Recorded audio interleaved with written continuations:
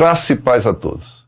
No capítulo 8, Paulo mostra com mais clareza a ação do Espírito Santo em nossa vida.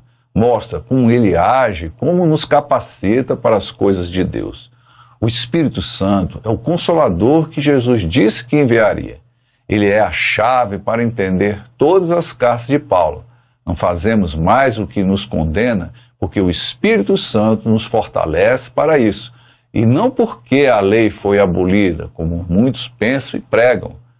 Quando aceitamos Jesus como Senhor e Salvador, os nossos pecados até esse momento são perdoados. E, com o batismo do Espírito Santo, passamos a fazer o que é dele e não mais o que é da carne.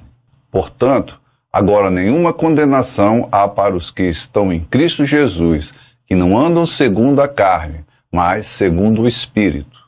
Não há nenhuma condenação, porque no momento que nos convertemos a Jesus, todos os pecados praticados até esse momento são perdoados e, com a ação do Espírito Santo, passamos a ter força para resistir às coisas da carne e passamos a fazer o que agrada a Deus. Porque a lei do Espírito de vida em Cristo Jesus me livrou da lei do pecado e da morte. A lei do Espírito de vida é a graça mediante a fé em Jesus Cristo, porque todos que creem em Jesus Cristo serão batizados no Espírito Santo, que é o Espírito de vida.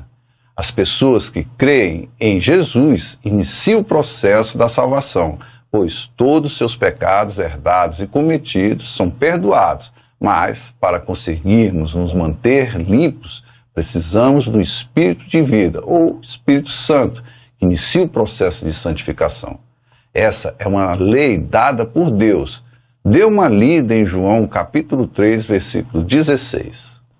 Porque aquilo que a lei fora incapaz de fazer por estar enfraquecida pela carne, Deus o fez, enviando o seu próprio Filho, à semelhança do homem pecador, como oferta pelo pecado, e assim condenou o pecado na carne, a fim de que as justas exigências da lei fossem plenamente satisfeitas em nós, que não vivemos segundo a carne, mas segundo o Espírito. Por causa da nossa natureza pecaminosa, a exigência da lei não era cumprida, mas Deus mandou seu Filho, à semelhança de Adão, que era pecador, para cumprir o que não conseguíamos fazer. Isso leva a uma questão bastante polêmica. Jesus tinha a natureza pecaminosa? De acordo com Paulo, sim, mas precisamos entender que, apesar de Jesus ter a natureza pecaminosa da carne, porque se fez carne, ele não pecou. O seu Espírito divino foi mais forte que os desejos da carne. Estando como um homem, fez o que Adão não conseguiu, ou seja, obedecer a Deus. Essa é a base do cristianismo em que os israelitas não creram. Porque os que são segundo a carne inclinam-se para as coisas da carne, mas os que são segundo o Espírito para as coisas do Espírito. Porque a inclinação da carne é morte, mas a inclinação do Espírito é vida e paz. Porquanto a inclinação da carne é inimizade contra Deus, pois não é sujeita à lei de Deus, nem em verdade o pode ser. Portanto, os que estão na carne não podem agradar a Deus. Quem não tem o Espírito Santo não pode vencer o desejo da carne, porque não é o homem que de um dia para o outro começa a fazer o que agrada a Deus. É o Espírito Santo enviado por Jesus que nos capacita para resistir aos desejos da carne. É Deus agindo em nós, nos purificando, nos fortalecendo, nos capacitando para as coisas espirituais. A pessoa que está com o Espírito Santo é guiada por ele, mas quem não o tem faz as coisas da carne e vai contra Deus. Entretanto, vocês não estão sob o domínio da carne, mas do Espírito, se de fato o Espírito de Deus habita em vocês. E se alguém não tem o Espírito de Cristo, não pertence a Cristo. Mas se Cristo está em vocês, o corpo está morto por causa do pecado, mas o Espírito está vivo por causa da justiça. E se o Espírito daquele que ressuscitou Jesus dentre os mortos habita em vocês, aquele que ressuscitou a Cristo dentre os mortos também dará vida a seus corpos mortais, por meio do seu Espírito que habita em vocês. Vejam que Paulo deixa bem claro que, se temos o Espírito Santo, não fazemos as coisas da carne, e tudo isso graças à nossa fé em Jesus Cristo. Graças a Jesus, nossas transgressões são perdoadas e somos reconciliados com Deus. E o nosso espírito, que é imortal, é justificado, e o corpo, que é mortal, será ressuscitado pelo Espírito Santo. Ter o Espírito de Cristo é ser semelhante a Jesus, é agir como Ele, é fazer parte do seu corpo no qual Ele é a cabeça. De maneira que, irmãos, somos devedores, não à carne, para viver segundo a carne, porque se viverdes segundo a carne, morrereis, mas se pelo Espírito mortificardes as obras do corpo, vivereis. Porque todos os que são guiados pelo Espírito de Deus, esses são filhos de Deus. Porque não recebeste o espírito de escravidão, para outra vez estardes em temor, mas recebeste o espírito de adoção de filhos, pelo qual clamamos, Abba, Pai. Agora não somos mais escravos do pecado para temermos a Deus. Agora somos filhos adotados por Deus, e os nossos pecados, que antes nos condenavam, foram perdoados por Jesus, nosso Salvador. Não fazemos mais o que é da carne, mas o que é do Espírito. E agora vivemos para Deus e fazemos o que é dele. E por isso que podemos chamar Deus de Pai. Amém. O mesmo Espírito testifica com o nosso Espírito que somos filhos de Deus. E, se nós somos filhos, somos logo herdeiros também, herdeiros de Deus e co-herdeiros de Cristo, se é certo que com Ele padecemos, para que também com Ele sejamos glorificados. Porque, para mim, tenho por certo que as aflições desse tempo presente não são para comparar com a glória que em nós há de ser revelada. Paulo afirma que o próprio Espírito Santo testemunha ao nosso espírito que somos filhos de Deus e que seremos herdeiros de Deus e co-herdeiros de Jesus. Como Jesus, teremos aflições, mas alcançaremos a mesma glória que ele alcançou. E as aflições que temos não se compara com a glória que será revelada para nós. Porque a ardente expectação da criatura espera a manifestação dos filhos de Deus, porque a criação ficou sujeita à vaidade, não por sua vontade, mas por causa do que a sujeitou, na esperança de que também a mesma criatura será libertada da servidão da corrupção, para a liberdade da glória dos filhos de Deus, porque sabemos que toda a criação geme e está juntamente com dores de parto até agora.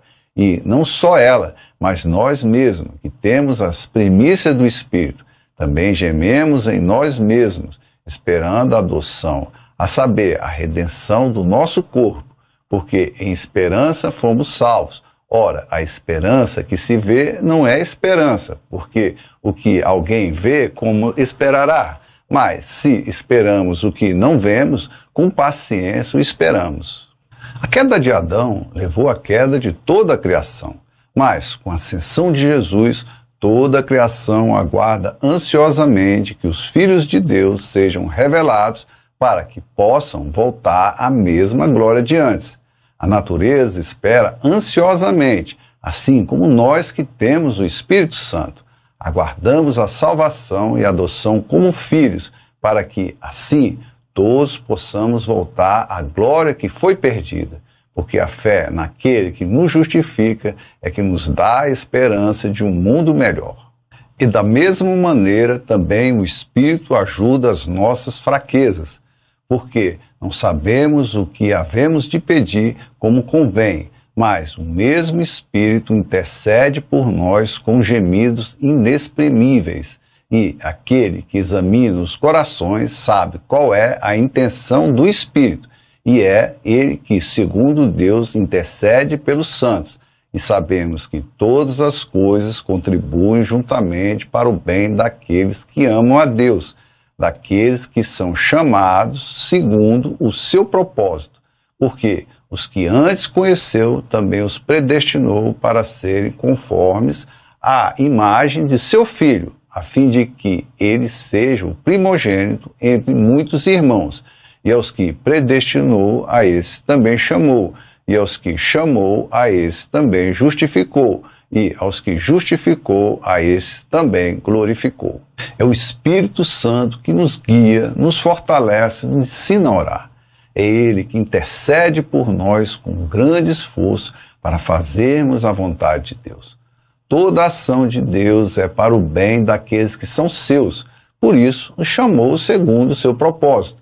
Porque os que antes conheceu, os predestinou para serem a imagem de seu Filho. É aqui que alguns interpretam errado, criando a doutrina da predestinação. Paulo está falando dos que estão esperando a salvação, os quais Deus já sabe quem são os salvos, e já os predestinou para serem a imagem do Filho, Jesus, que é o primeiro Filho. Deus já sabe quem será salvo, e é nesse sentido que Paulo está falando. Mas precisamos ter em mente que Deus chama a todos, bons e maus, mas poucos serão escolhidos. Por quê? Vai depender da sinceridade do coração de cada um. Deus sabe quem é sincero. São nossas escolhas e ações que vão determinar se realmente pertencemos a Deus ou não. Deus não interfere nas nossas escolhas, mas os que escolhem servi-lo, eles os ajudam a se manter no caminho por meio do Espírito Santo. Que diremos, pois, diante dessas coisas? Se Deus é por nós, quem será contra nós?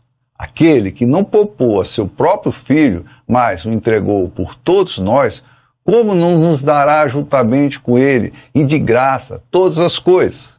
Quem fará alguma acusação contra os escolhidos de Deus? É Deus quem os justifica. Quem os condenará?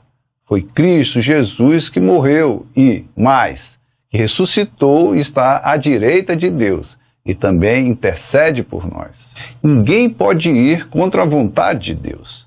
E, mesmo que pudesse, Ele mesmo entregou seu próprio Filho para que não tivesse mais de que nos acusar. Então, quem pode nos acusar?